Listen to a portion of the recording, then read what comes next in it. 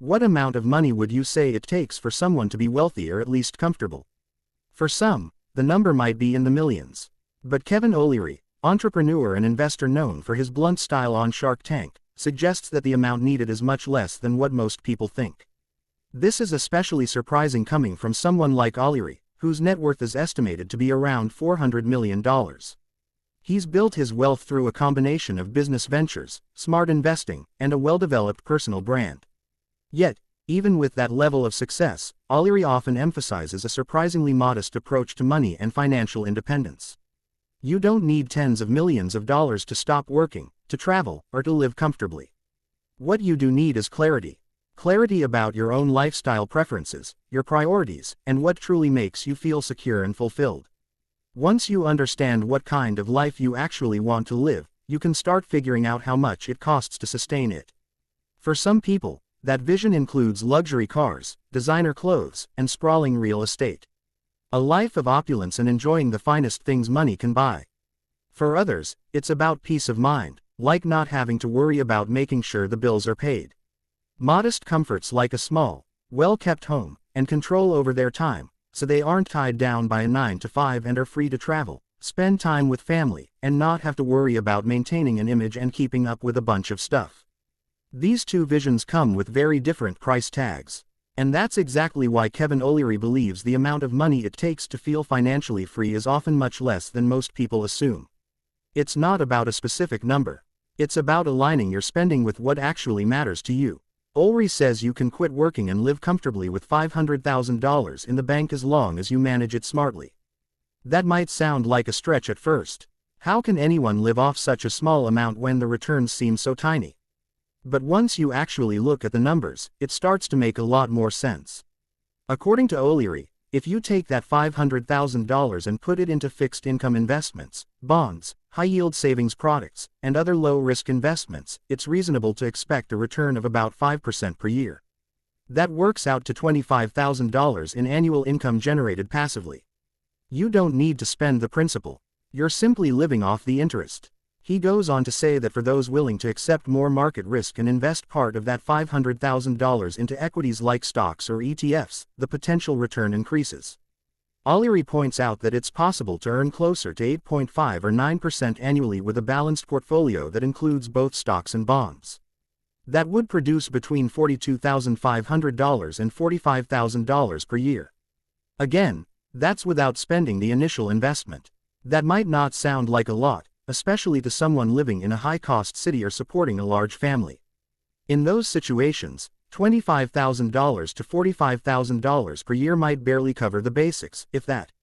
But for a single person or a couple with a modest lifestyle in a reasonably affordable location, it can be enough to cover essential expenses, especially if you own your home outright and have a low-cost living arrangement. It's not a lavish income by any stretch, but it can provide a sense of security and consistency. You're not eating out at steakhouses every night or flying first class, but you're also not living paycheck to paycheck or relying on a job you hate just to get by. Most importantly, that kind of income means you're no longer trading your time for money. You get your days back. And for most people, that's the real definition of freedom.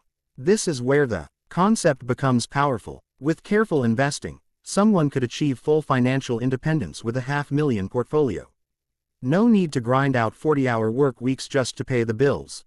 No need to rely on your next paycheck.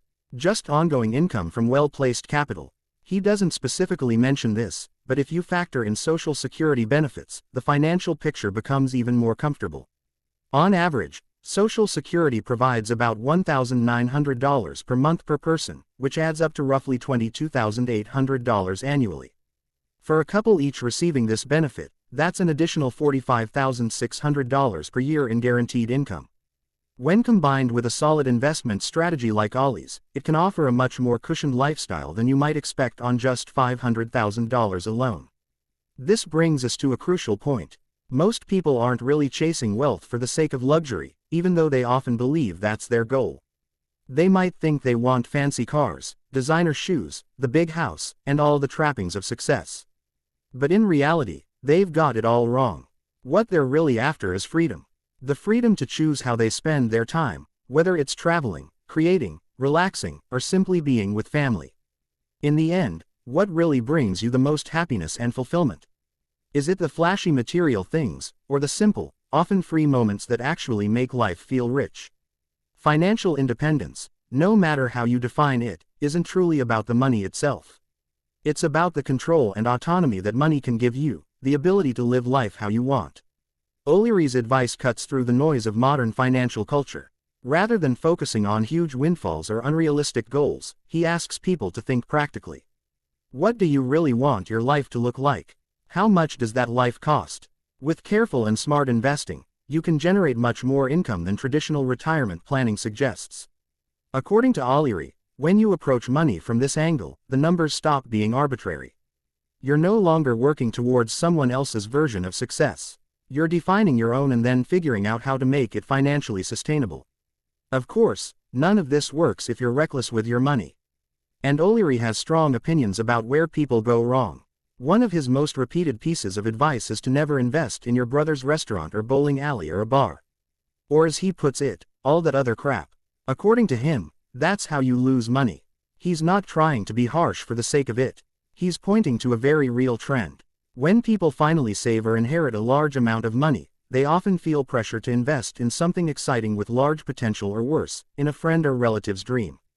But small local businesses, especially in food and entertainment, have extremely high failure rates. They're unpredictable, expensive to operate, and difficult to scale. Unless you have deep experience in that specific industry, investing in one is more like gambling than planning. If you want to live off your money indefinitely, the priority has to be capital preservation, not chasing the next big thing. The point isn't to double your money overnight. The point is to make your money last forever. A word of caution to add to Kevin's advice. It's important to make sure your investment isn't just holding steady, but actually growing enough to keep pace with inflation. Otherwise, your purchasing power gradually declines. If your account balance remains stuck at $500,000 year after year, even while generating 5 to 9% returns, the income will stay the same, but the cost of living won't. To maintain the same lifestyle over time, your principal should ideally grow by at least 3% annually, so the income it produces also increases and continues to match rising expenses. In a culture obsessed with quick success and flashy investments, it's easy to overlook the power of boring, consistent strategies. But boring works. A balanced mix of fixed income and equities held for the long term is one of the most reliable ways to grow and preserve wealth. It's not exciting. It doesn't come with viral headlines or overnight windfalls, but it does offer stability aside from usual market volatility.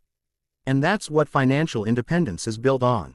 Many people assume that they need to keep climbing, keep pushing, keep chasing larger numbers. But once you've reached a point where your investments can support your lifestyle, you don't need to keep climbing. You can shift into maintenance mode. The question isn't how much it takes to be wealthy. It's how much it takes to have enough. And that's a question only you can answer. For some, enough means being able to live in a quiet home with no debt, plenty of time, and the ability to say no to work they don't enjoy. For others, it might mean traveling, building something, or just not having to check their bank account before making a purchase. But no matter how you define it, the takeaway is the same. Once you know your number, you can start building a plan that gets you there. And in many cases, that number is surprisingly achievable. When you cut out impulse purchases and get honest about what you're actually spending your money on, it's eye-opening how far your dollars can go. People who downsize, cook at home, or trade in a financed car for an older one often realize they're not just saving money, they're also gaining a sense of freedom.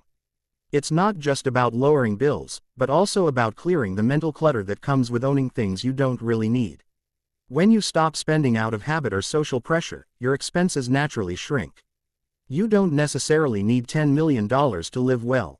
In fact, with $500,000 invested wisely, many people could have the kind of stability and freedom they've always wanted.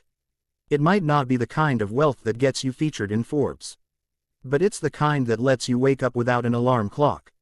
And that's a win in itself because at the end of the day, that's what real wealth should give you. Your time, your choices, and your life.